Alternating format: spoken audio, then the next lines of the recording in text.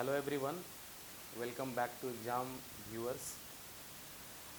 Uh, Dear all of you, you just be happy to see the classes are going continue और ये continuity हमें तब तक बरकरार रखनी है जब तक हमारा एग्ज़ाम नहीं हो जाता है।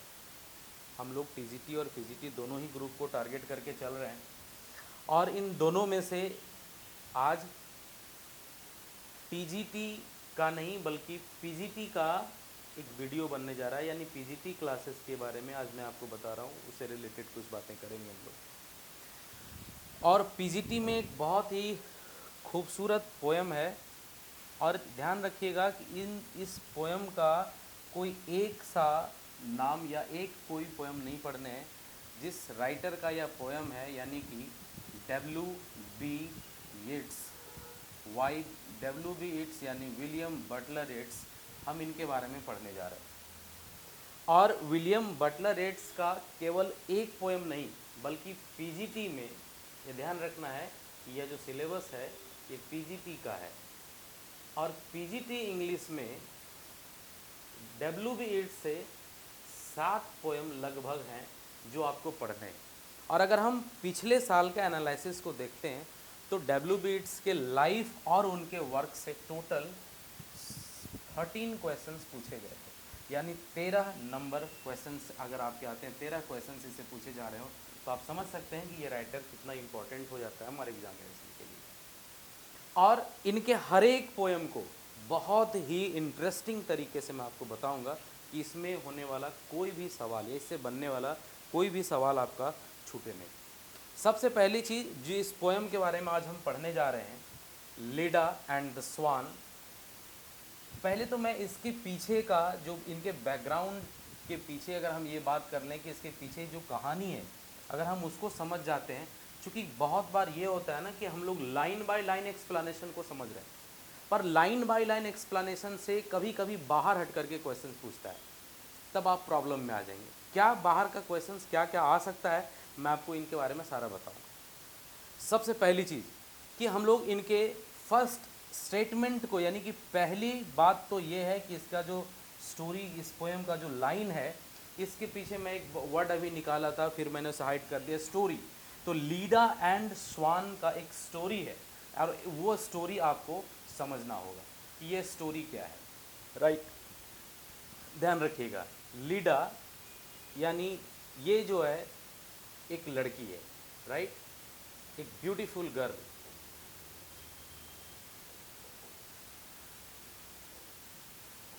लीडा एक ब्यूटीफुल गर्ल है, राइट। और स्वान, आप सबको मालूम है कि स्वान कौन है, एक बर्ड का नाम है, राइट। तो स्वान एक बर्ड का नाम है। और ध्यान रखना कि ये जो इस पोएम में स्वान का नाम लिया गया है इसका क्या अर्थ हो सकता है, यानी लीडा एक लड़की है और उसके साथ एक बर्ड, उनका नाम लिया जाना, यानी कि स्वान को हम लोग हिंदी में हंस बोलते हैं, राइट। आपने देखा भी होगा हंस, तो इसको एक हंस कहा जाता है। लेकिन क्या इसमें हंस है, यानी हंस का जो प्रेजेंटेशन है वो किस रूप में है, तो आप सब लोग एक नाम सुने होंगे गॉड ज्यूस का ना, गॉड ज्यूस का नाम आप लोगों ने सुना होगा। और ये जो गॉड ज्यूस हैं, राइट, इनका उस ब्यूटीफुल गर्ल लीडा से क्या संबंध है, राइट। अब दोनों चीज़ें मैं आपको बता रहा हूँ, ब्यूटीफुल गर्ल लीडा का ज्यूस से क्या संबंध होता है। इस कहानी को समझने के लिए, इस पोएम को समझने के लिए हमें इसके बैकग्राउंड में जाना पड़ेगा, राइट। ध्यान रखिएगा। अब हम लोग को इससे पहले एक बात और जाननी पड़ेगी कि लीडा जो है वो ऑलरेडी एक मैरिड गर्ल है, राइट। वो जो है ऑलरेडी एक मैरिड गर्ल है। इनके हस्बैंड का नाम है टिंड्रस, राइट। अब ये कहानी दो लोगों के बीच एक तीसरा नाम हमें जुड़ जाए, यानी मैंने कहा कि स्टोरी जानने से पहले आपको उसका बैकग्राउंड भी समझना होगा। तो हो सकता है आपको कई बार पूछ दिया जाए कि इनका हस्बैंड का नाम क्या था, राइट, कि जिस गर्ल के बारे में हम लोग पढ़ने जा रहे हैं वो उनके हस्बैंड का नाम, या फिर उनकी शादी हुई थी अगर तो उनके हस्बैंड का नाम क्या है, तो आपको समझना होगा और आपको अच्छे तरीके से याद भी रखना होगा कि उनके हस्बैंड का नाम था टेंडेरियस, राइट। दूसरी चीज़ अब स्वान के तौर पर जिस व्यक्ति का नाम लिया गया वो कोई साधारण व्यक्ति नहीं है। वो व्यक्ति कौन है? मैंने भी कहा कि वो हैं जियस, राइट। और ये जो हैं, ध्यान रखिएगा, ग्रीक यानी कि यहूदियों का सबसे बड़े राजा है, यानी देवता भी आप कह सकते हैं। ये देवता हैं, सबसे बड़े देवता हैं, राइट। और ये जो हैं, यानी सबसे पहली बात हम ये भी कह सकते हैं कि जो लीडा एंड स्वान है ये मिथोलॉजिकल बैकग्राउंड पर लिखा गया पोयम है, राइट ना, ध्यान रखिएगा। ये जो है मिथोलॉजिकल बैकग्राउंड पर लिखा हुआ पोएट्री है, यानी आपको अच्छे से समझना भी है कि ये पोयम का एक एक चीज़ मैं आपको बताने जा रहा हूँ। तो दो बातें हम समझ चुके हैं यहाँ से, एक कि इनका रिलेशन किन से है, तो लीडा का रिलेशन उनके हस्बैंड, जो उनके हस्बैंड होते हैं, यानी कि इनका नाम जो टिंडेरियस है। और दूसरा इसमें संबंध किससे है, तो गॉड ज्यूज से है, राइट। और ज्यूज का इसके प्रति क्या संबंध है मैं आपको वो भी बताऊंगा। उसके पहले कि इनका रिलेशन यानी जो सीधा हम लोग कह सकते हैं किस देश से संबंध होता है, गॉड यानी गॉड ज्यूज का जो बहुत ज़्यादा उपासक होते हैं, जिनको हम लोग उपासक बोल सकते हैं, वो कहाँ, तो ग्रीक कंट्री के बहुत ज़्यादा होते हैं, राइट। तो ये भी आपको याद रखना है, ग्रीक कंट्री, राइट चिल्ड्रन। और दूसरी चीज़ तो ये कि मिथोलॉजिकल बैकग्राउंड पर लिखा हुआ यह एक सोनेट है ना, ध्यान रखिएगा, मिथोलॉजिकल बैकग्राउंड पर लिखा हुआ यह एक सोनेट है। अब अगर किन्हीं को ये दिक्कत हो रहा हो कि सर ये सोनेट किसको बोलते हैं, तो मैं आपको थोड़ा सा एक शब्द में और समझा दूं कि सोनेट किसको बोलते हैं, राइट ना, ध्यान रखिएगा। तो सिंपल सा चीज़ है, अब मैंने कहा कि ये जो है वो एक सोनेट है। सोनेट किसको कहते हैं? सोनेट एक 14 लाइन्स की पोएट्री होती है, राइट ना। एक सोनेट जो है 14 लाइन्स की पोएट्री होती है। हो सकता है ये कलर आपको डिस्टर्ब करे, इसलिए मैं इस कलर को थोड़ा सा डार्क करके बताता हूँ ताकि आपके लिए प्रॉब्लम ना हो। हाँ, तो मैंने कहा कि सोनेट जो है वो क्या है, सोनेट एक ये जो पोयम है एक सोनेट है। हाँ, और सोनेट किसको बोलते हैं? सोनेट एक 14 लाइन्स की पोयम होती है। आपको मैं ये जब पढ़ाऊँगा, एक्सप्लेनेशन करूँगा लाइन बाय लाइन, तो मैं आपको दिखाऊँगा ये 14 लाइन्स का एक सम्मिश्रित स्टोरी या पोयम है, राइट। मैं बार बार कह रहा हूँ स्टोरी, चूँकि इसके पीछे की कहानी समझना ही इस पोइट्री का सबसे बड़ा सारांश है।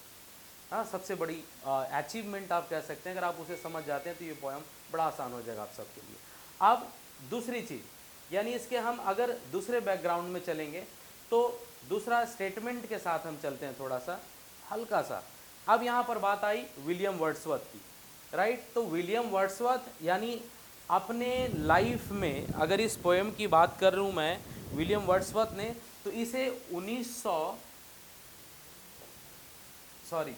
W.B.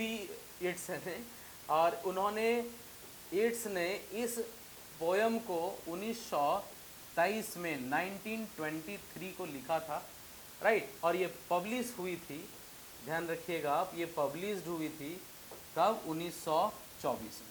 तो हो सकता है आपको ये दोनों में से कोई भी डेट है जो आपको याद रखने हो, ध्यान रखना होगा कि इसके बारे में थोड़ा सा भी डिस्टर्ब नहीं होना है, छोटी छोटी चीज़ें। हालांकि डेट्स को लेकर के आप थोड़ा साधारण तरीके से प्रिपेयर रहें, बहुत जगह ये डिस्टर्ब करने वाला आपको नहीं है, राइट। अब आइए हम इसके बारे में अगर आगे की बात कर लें, थोड़ा सा इनके स्टोरी को अब हम लोग क्लियरफाई करेंगे, स्टोरी को 1 बाय 1 पॉइंट से लेकर के चलेंगे। अब क्या है कि लीडा, मैंने अभी आपको पहले ही कहा कि लीडा जो कि एक लड़की है, लीडा एक गर्ल है, और साधारण नहीं, बहुत ही ब्यूटीफुल गर्ल है। दूसरा मैंने कहा स्वान, यानी कि स्वान जो है वो कौन है? स्वान जो है वो कौन है? वो गॉड ज्यूज है, राइट।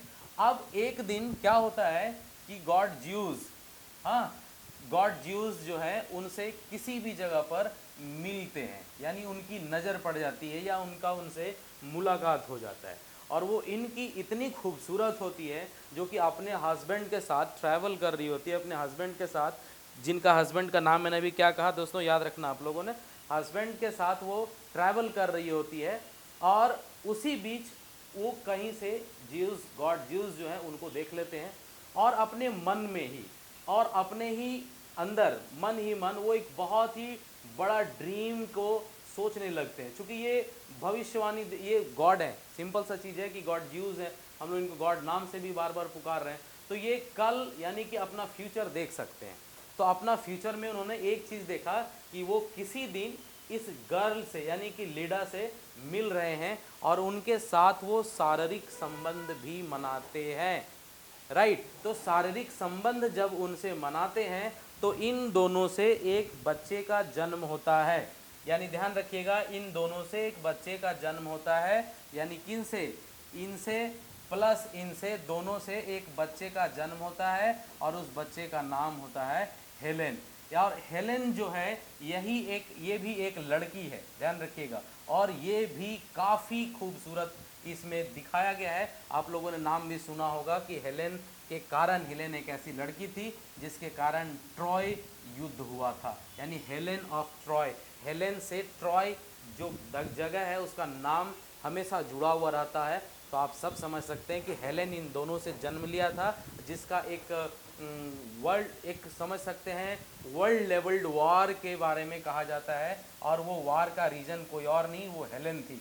अब दूसरी क्वेश्चंस हो सकता है आपको समझना पड़ेगा कि अगर हम हेलेन की बात करें, एक लाइन में मैं फिर से समझा रहा हूँ कि अगर मैं हेलेन की बात करूँ कि हेलेन का जो जन्म था वो कैसे हुआ था, तो चूंकि ध्यान रखिएगा दोस्तों आप लोग कि गर्ल ये कौन है, ऑलरेडी लीडा कौन है, एक लड़की है, और ज्यूस कौन है, गॉड है, यानी कि वो ह्यूमन बींग है, लेकिन वो किस रूप में आते हैं, तो स्वान के रूप में आते हैं। अब स्वान अगर एक लड़की का रेप करे, ध्यान रखना, अगर एक स्वान जो कि एक बर्ड है, अगर वो एक लड़की का रेप करे तो वो लड़की क्या जन्म में क्या देगी, यानी सिंपली लीडा ने एक अंडे दिए थे, यानी एक अंडा दिया था, एक एग दिया था, और उसी एग से हेलेन का जन्म हुआ था। यानी आप ये भी ध्यान रख सकते हैं, छोटा सा क्वेश्चन है बट इसका पॉइंट टू पॉइंट डिस्क्रिप्शन याद रखना कि लीडा ने एक एग दिए थे और उस एग से ही जन्म हुआ था किनका, हेलेन का, जिसके कारण कौन युद्ध हुआ था, तो ट्रॉय वॉर हुआ था। क्लियर है। अब इस स्टोरी के लाइन बाय लाइन डिस्क्रिप्शन में हम चलेंगे। अब ध्यान रखिएगा इसके पीछे की अगर कुछ छोटी मोटी बातें बची है मैं आपको वो क्लियर कर देता हूँ, फिर लाइन एक्सप्लेनेशन बहुत ईजी है, हम सब लोग उसके साथ चलेंगे। अब सवाल ये उठता है कि ठीक है, ये स्टोरी को अगर हम लोग बात करेंगे तो कैसे करेंगे। चलिए लाइन के साथ चलते हैं, ज़्यादा बेहतर होगा कि हम इसके स्टेटमेंट को one by one point wise point clear करते हैं, राइट। चलिए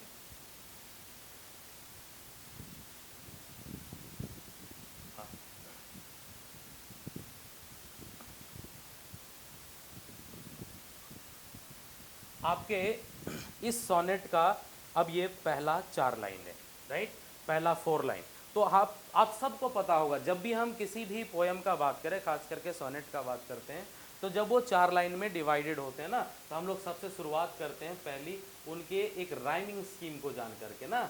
तो हम लोग, आप ध्यान रखिएगा कि हम उसकी राइमिंग स्कीम को जानेंगे। हाँ, तो इनका जो राइमिंग स्कीम है, मैंने पहले ही क्लास में आपको समझाया था, किसी भी पोएम का राइमिंग स्कीम अगर आपको सीखना हो तो आखिरी वर्ड्स को आप देखिएगा, राइट। तो आखिरी वर्ड के देखने से आपको राइमिंग स्कीम का पता चल जाएगा। यानी इसका जो राइमिंग स्कीम है, एक है स्टील, पहला वर्ड ध्यान रखिएगा, दूसरा है केयर्स्ड, हाँ, अब तीसरा है बिल, और चौथा है ब्रेस्ट। हाँ, यानी कि आपको ये जो वर्ड स्पेलिंग्स को अगर हम जा करके देखें, आप आसानी तरीके से समझ सकते हैं कि हमारा जो कॉम्बिनेशंस था ए बी सी डी या फिर ए बी, ये कौन सा थ्योरिज्म के अनुसार से हम लोग चलेंगे, ये आपको खुद ब खुद समझना है। हाँ, चूँकि मैंने पिछले 2 पोएम में कहा है, हर बार मैं आपको एक चीज़ समझा सकता हूँ, बट चूँकि मैं एक स्टूडेंट नहीं, मैं एक टीचर तैयार कर रहा हूँ, इस बात को आप हमेशा ध्यान रखें। अगर आपको बेसिक कहीं भी प्रॉब्लम हो तो आप पूछ सकते हैं। मैंने आपको ओपनली कहा भी है कि आपको पूछने के लिए आप 24 आवर्स कांटेक्ट कर सकते हैं हमें, एक लिमिटेड टाइम भी दिए गए हैं उसके अंदर। चलिए अब हम लोग पोएट्रीज की तरफ बढ़ते हैं। हाँ, यानी इस पोएम में क्या लिखा हुआ है, अ सडन ब्लो, इस क्वेश्चंस का पहला लाइन, यानी ये क्वेश्चंस ही है, अगर मैं इसके बारे में बात करूं तो ये पहले ही साथ में ही एक क्वेश्चन है कि एक सडन ब्लो, हाँ, the great wings beating steel. अब लाइन का बिगनिंग, और ये लाइन के बिगनिंग से ही आपको समझना होगा कि इसके बारे में क्या कहा जा रहा है। अब सबसे पहली बात कि लीडा जो एक लड़की है, मैंने कहा था अभी, लीडा जो कि एक ब्यूटीफुल गर्ल है, राइट। तो लीडा एक नदी के किनारे, हाँ, लीडा जो है एक नदी है बड़ा खूबसूरत सा नदी।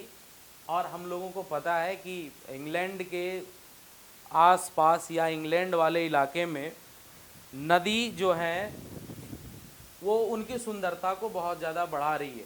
और ये स्टोरी चूँकि ग्रीक मैथोलॉजी में लिखा हुआ है, आप ये भी ध्यान रखना, तो हम लोग उससे रिलेटेड बात करेंगे। बट ये इंग्लिश कंट्री का नाम तो कहीं नहीं है, कहीं स्पष्ट तरीके से नहीं है, इसलिए हम उस कंट्री का नाम उचित लेना नहीं समझ सकते हैं। पर आपको जानने के लिए ये क्लियर होना चाहिए, राइट, कि लीडा जो है, ध्यान रखना है कि लीडा जिसके बारे में हम अभी बात कर रहे हैं, एक नदी के किनारे ना, एक नदी है उसके किनारे बैठी हुई है और नेचर का सुख ले रही है। यानी आप कह सकते हैं नेचर लव को वो फील कर रही है। अब वो नदी का क्या नाम है? नदी का नाम है यूरोटस। ओके, ध्यान रखिएगा आप, नदी का नाम है यूरोटस। हाँ, उस नदी के किनारे बैठी हुई है।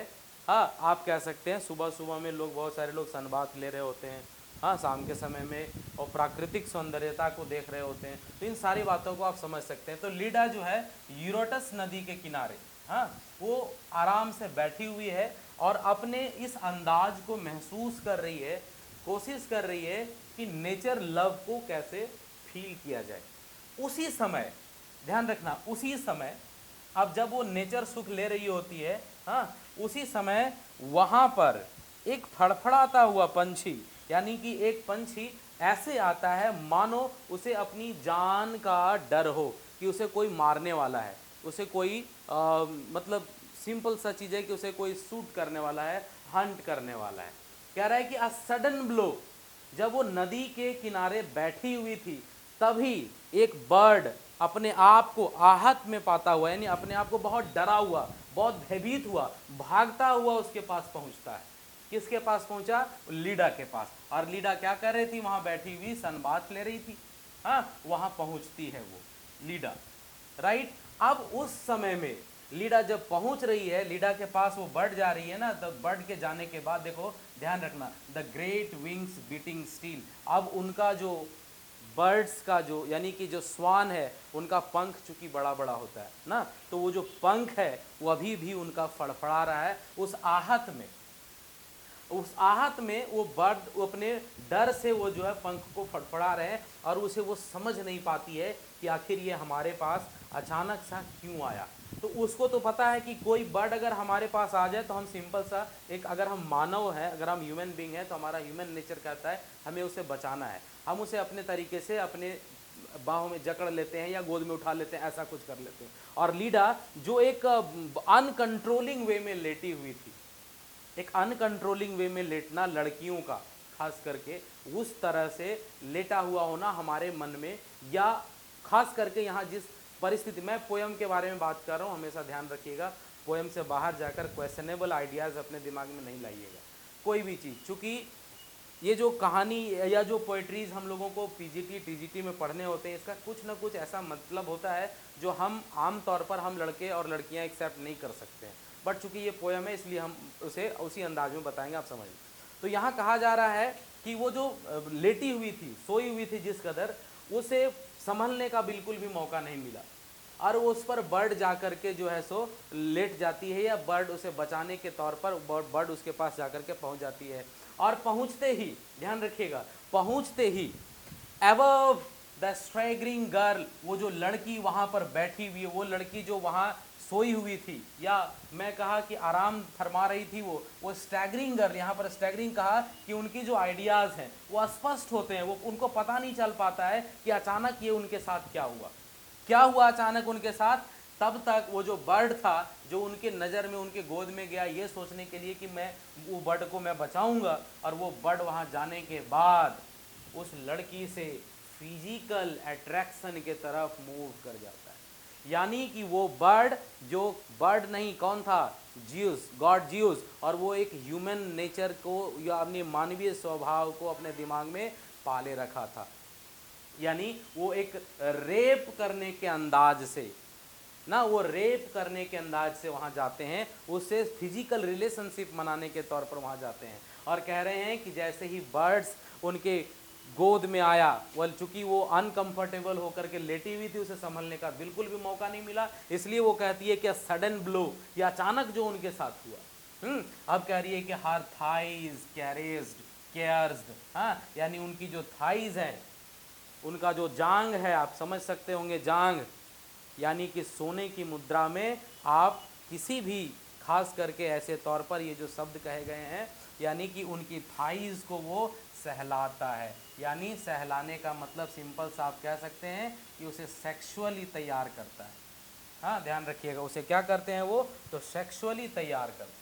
वो इसलिए क्योंकि गॉड ज्यूस जो हैं वो उनके साथ उस बर्ड के रूप में उनके साथ सेक्सुअल हैप्पीनेस को फील करना चाहते हैं, इसलिए वो उसे सेक्सुअली तैयार करने लगते हैं, उनके जांग को, उनके थाइज को सहला रहे होते हैं, राइट। अब दूसरी चीज यहां पर कह रहे हैं कि her thighs cared by the dark webs, यानी उनकी जो जांग है उन्हें सहलाई जाती है किनके द्वारा, by the dark webs. Her nape caught in his bill, अब ध्यान रखिएगा, हर नेप, नेप आप समझ सकते होंगे, नेप यानी कि अगर मैं बात कर लूँ नेप का, ये जो अगर हमारा गर्दन है, तो चूंकि पंछी जो होते हैं ना, वो अपने बीक से सामने से तो कैच करेंगे नहीं, क्योंकि बर्ड उसके सामने से ऐसे दबा हुआ है, और उनका चोंच जो होता है, बीक जो होता है वो लंबा होता है ना, तो उन्होंने पीछे से लीडा को ऐसे पकड़ा हुआ था, यानी कि आप समझ सकते हैं नेप का मतलब गर्दन का पीछे वाला हिस्सा, यानी यहाँ से उसको पकड़े हुए थे। हाँ, ध्यान रखना किस चीज़ से, हिज बील से, बील मतलब बीक, यानी उसको अपने चोंच से, उनकी जो बीक होती है वो बहुत बड़ी और लंबी, उन्होंने उसे पकड़ा हुआ था, और वो चूंकि पहले ही उस इस स्थिति में सोई हुई थी कि संभलना उसके लिए बिल्कुल भी था ना, उन्होंने वो जैसे ही आया और आते ही उस पर हमला बोल दिया, मतलब उसे संभलने का बिल्कुल भी मौका नहीं दिया, और तो और हमला बोलने के बाद वो क्या कर रहा है, उसे सेक्सुअली प्रिपेयर भी कर रहा है। हाँ, तो ध्यान रखिएगा, आगे की लाइन में कह रहे हैं कि ही होल्ड्स हर हेल्पलेस ब्रेस्ट अपॉन ब्रेस्ट। अब एक लाइन को ध्यान में रखना, कह रहे हैं कि ही होल्ड्स हर, गॉड ज्यूज ने स्वान के रूप में, एक बर्ड के रूप में उसे हेल्पलेसली, हेल्पलेसली इसलिए मैंने कहा कि वो नदी के किनारे एक मतलब क्या कह सकते हैं, अनकंट्रोल्ड वे में, या फिर आप ये कह सकते हैं कि वो बहुत ही अनप्लीजेंटली लेटी हुई थी, इसलिए उसे संभलने का बिल्कुल मौका नहीं मिला, और बर्ड जो कि बड़े बड़े पंख वाले थे, उसके ऊपर जो है ब्रेस्ट से ब्रेस्ट, जैसे आप एक कह सकते हैं जब हम फिजिकली होते हैं तो किसी के ऊपर हम लोग कैसे बॉडी को ऐसे अटैच कर लेते हैं ना, ब्रेस्ट टू ब्रेस्ट, हमारी ब्रेस्ट को हम फीमेल कास्टिज्म से ब्रेस्ट टू फेस आप ये कह सकते हैं, जब हम अटैच करते हैं तो उस मुद्रा में वो बिल्कुल ही आ जाते हैं, यानी वो उसे बिल्कुल ही सेक्सुअली प्रिपेयर कर चुका होता है, यानी अब ये कहना मुश्किल है कि वह सेक्सुअली कर चुका होता है प्रिपेयर। आगे की लाइन देखते हैं, यहाँ तक उम्मीद है कि ये 4 लाइन आप सबका क्लियर हो गया होगा। अब अगली 4 लाइन में हम चलते हैं, लिखा हुआ है अगली 4 लाइन में से फर्स्ट से वेरी फ्रॉम द बिगिनिंग लिखा है कि हाउ कैन दोज टेरिफाइड वैग यू फिंगर्स पुश, यानी एक तो वो बिल्कुल डरी हुई थी, टेरिफाइड है, हाँ, और वो बिल्कुल भी इस कारण को समझ नहीं पा रही है, उस स्थिति में जब डर, आप सिंपल सा सोचिए कि आप एक ऐसे, आप अस्पष्टता की जिंदगी में हो, आपके दिमाग में कुछ और चल रहा हो और अचानक कोई आप पर हमला बोल दे, तो आप तुरंत से उस हमले को क्या बोल सकते हो, उसे आप स्कैप नहीं कर सकते, बच नहीं सकते उससे। तब वो कह रही कि मैं उस टेरिफाइंग वे में, उस स्थिति में मैं उसे कैसे पुश कर सकती थी, मैं उसे कैसे धक्का लगा सकती थी, कैसे उससे अपने आप को बचा सकती थी।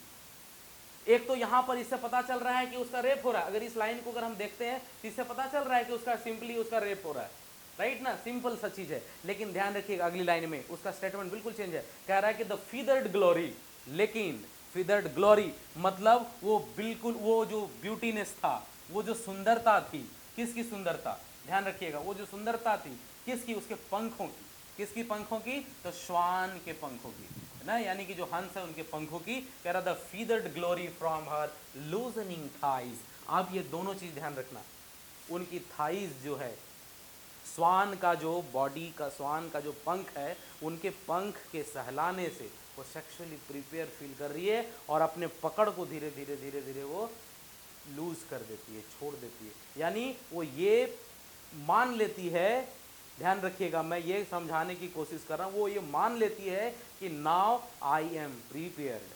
या फिर आप ये कह सकते हैं, मैं ध्यान रखिएगा मैं दोनों ही कह सकता हूँ, ये कहना मुश्किल है आखिरी लास्ट पोएम के लास्ट लाइन तक कि उनका रेप हुआ था या फिर वो अपने तरीके से अपने आप को उस चीज़ में शामिल कर ली थी। तो ये कह रही है कि वो हर लूजनिंग थाइज, वो अपनी बॉडी को लूजन कर देती। एंड हाउ कैन बॉडी, अगली लाइन में देखिएगा कह रहे हैं कि हाउ कैन बॉडी, कैसे कोई शरीर, how can body laid in that white रस। अब ये हाउ कैन बॉडी मतलब कैसे कोई शरीर जो है, यानी खास करके वाइट रस, वाइट रस, वाइट का मतलब किन के बारे में बोला जा रहा है, तो वाइट रस ऑब्वियसली किन के बारे में बोला जा रहा है, ये स्वान के बारे में बोला जा रहा है। और वो जो उनके साथ हो रहा था उस वक्त, कैसे कोई ये अनुमान लगा ले कि एक हंस जो है उसमें कोई आत्मीय प्रभाव हो, उसमें कोई मानवीय प्रभाव हो, और वो जो उसके साथ क्या बोल सकते हैं उसको, जो उनकी स्थिति थी, जो कंप्लीट तरीके से वो प्रिपेयर नहीं थी, या कह सकते हैं कि उनकी मनोदशा कुछ और थी, उसके साथ कुछ और हो रहा था। तो वो उनके साथ जो वाइट रसिंग का फीलिंग आया, लिखा है, लेकिन कहती है but feel the strange heart beating where it lies, लेकिन वो वहां अपने अंततः स्थिति में उसे स्ट्रेंज हार्ट बीटिंग का फील होता है, यानी कि समझना उस हंस में एक ह्यूमन हार्ट का फीलिंग उसे आ जाती है। आप ध्यान रखना, उसे एक ह्यूमन हार्ट की फीलिंग आ जाती है, और तब उसे ये थोड़ा सा अनुभव होने लगता है कि वह कहाँ लेटी हुई है, किसके साथ लेटी हुई है, एक बर्ड के साथ, एक पंछी जो उसके साथ उसको इस तरीके से फिजिकली प्रिपेयर कर रहा हो। वह कुछ भी सोच नहीं पा रही है, समझ नहीं पा रही कि वो कहाँ लेटी हुई है, किसके साथ लेटी हुई है, और ऐसा क्यों हुआ उसके साथ। ये सारे प्रश्नों ने उसे क्या किया है, उसके माइंड को कंप्लीटली डार्क करके रखा है। वो समझ नहीं पा रही है कि उसके साथ ऐसा क्यों हो रहा है। अगली लाइन में हम चलते हैं,